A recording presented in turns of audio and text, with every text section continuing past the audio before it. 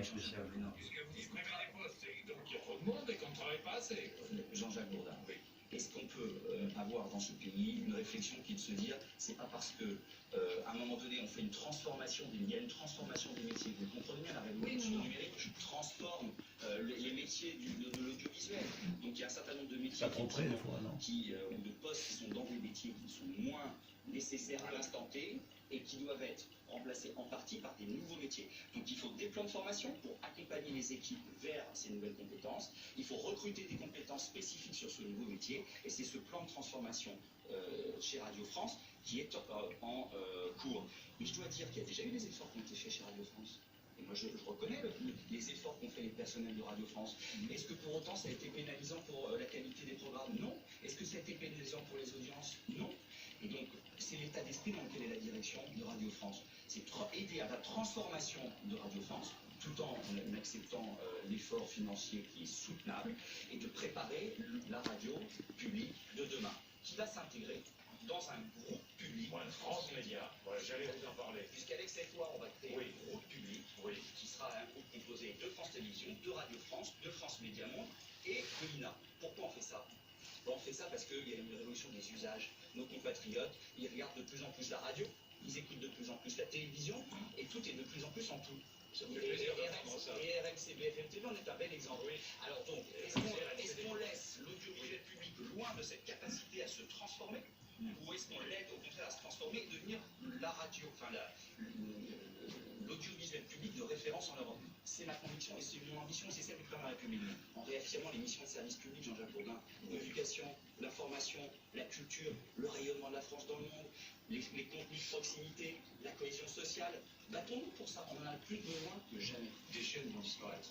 Ah oui, on va là aussi transformer l'offre de France Télévisions, par exemple, puisque France 4 et France O vont disparaître des écrans à la fin de l'année. Et remplacés par 2020, remplacés par le deuxième semestre 2020. Et remplacés par qui? Remplacés par des contenus de jeunesse, parce que c'était France 4 et l'Outre-mer, dans d'autres chaînes de France Télévisions et sur l'offre numérique. Pourquoi? J'y viens. Je vois ce que vous voulez dire. Mais oui, vous voyez bien, Jean. Pourquoi France Télévisions lance sa grande plateforme au cou, qui est une plateforme jeunesse? Parce qu'elle a compris, France Télévisions, que de plus en plus de jeunes regardaient la télévision, non pas sur le poste de télévision, mais sur Internet. Et donc il faut avoir une offre numérique puissante. C'est ce qui est parti. Et c'est ce qu'il va falloir amplifier avec le groupe public France Média.